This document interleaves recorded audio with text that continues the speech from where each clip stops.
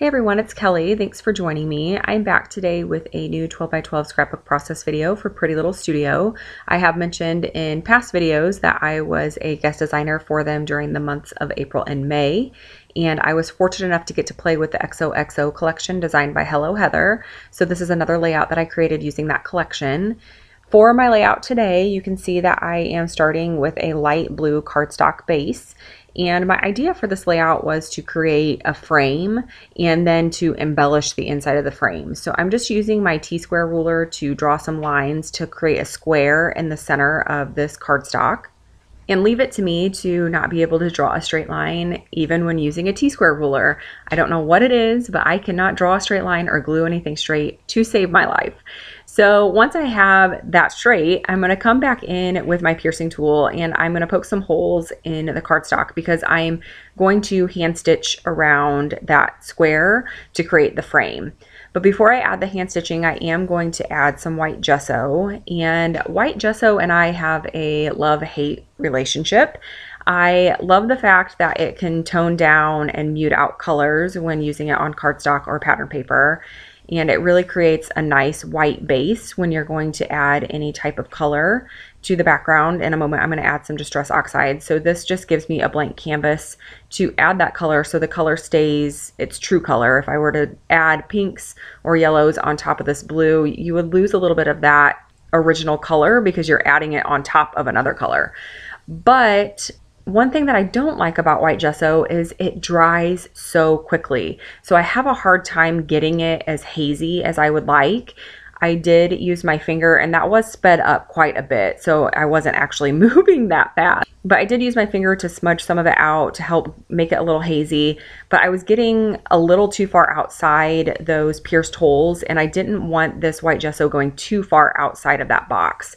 So I ended up using just a rubber spatula tool. It's a Martha Stewart tool that I picked up at Michael's many years ago just to add that white gesso to the background. So now I'm coming in with the Distress Oxides, and I'm pretty sure that is abandoned coral and worn lipstick that I'm just spreading out on a piece of packaging. I'm just smushing the ink pad directly onto the packaging, spraying a little bit of water, and then just combining those two colors. And I originally thought that I was just going to use the packaging technique just behind the photo, but I wasn't really getting the color saturation that I was looking for. It was pretty light and I wanted something a little bit richer, a little bit deeper. So I end up coming back in with my blending tool and just applying the color directly to the background. And again, I really just thought that I was going to add this color just behind the photo just to help the photo pop off the page, and then I was going to leave the rest of that square white and just embellish around it. But as I'm adding the color, I'm really thinking that maybe I need to spread the color out. So I just go ahead and go for it. I'm going to add the color all the way around the inside of that square, and I'm really happy with how it turns out. This is actually probably one of my more favorite layouts that I've made in a really long time. I just really like the colors, I really like the texture, and the florals that I'm going to use a little bit later on are some of my favorite florals that I've ever used in scrapbooking.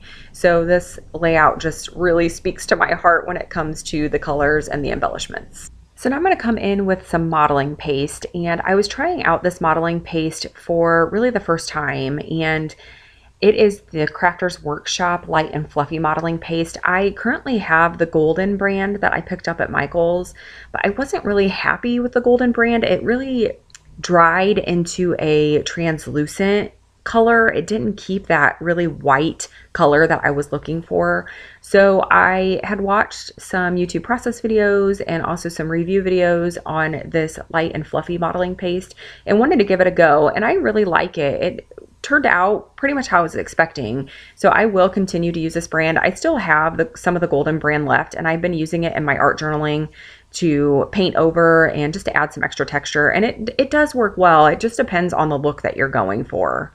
Now I did clean my stencil right away. If you're new to texture paste or modeling paste, you do want to make sure that you clean your stencil and your spatula right away. You don't want to let that texture paste or modeling paste dry on any of those things.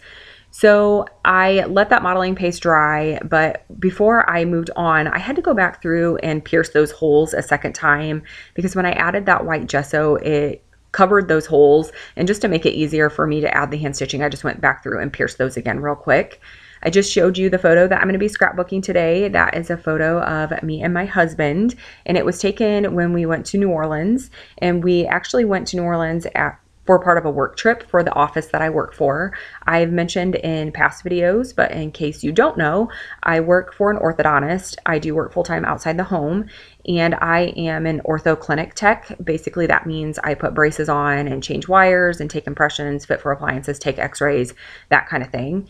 And there was a dental conference in New Orleans last September, and I was fortunate enough to get to go with my husband. The doctor that I work for was also there, and his wife, and then my office manager and her husband went also.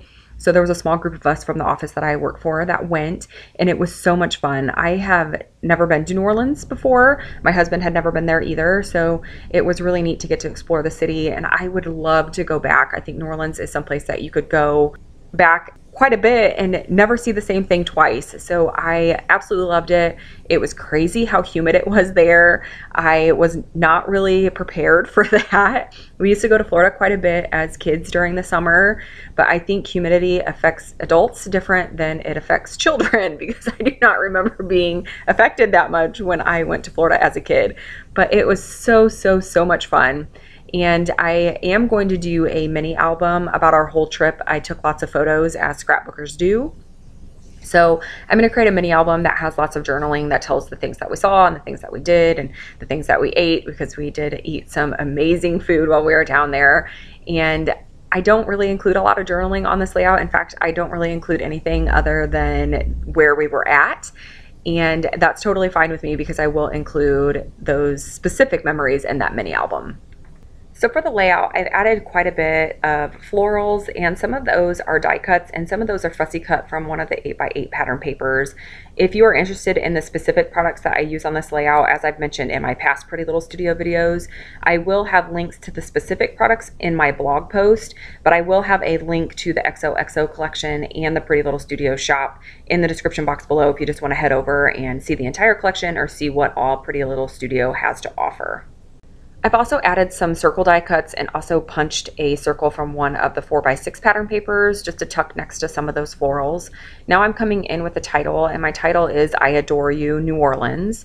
And this alpha set that I'm using, I've used it in past videos also, and I mentioned that it had almost a vellum feel to it, and it does have a different texture to it, but I think washi may be a better way to describe how those alphas feel and the texture that they have. They're really unique, and I really like them, and I really like the colors. I absolutely adore this pink color of this alpha set. So I felt like the layout was just missing a little something, so I'm going to go in and fill in any bare spots with a few more of those floral die cuts. And this is pretty much how the layout ends, and I do really like how it came together. And part of the reason why I think I like this layout so much too is because of the memory. It was so much fun to go to New Orleans, and I'm so grateful and thankful that we got to go on that trip. So it's a lot of fun to look back at the photos and to start scrapbooking those pictures.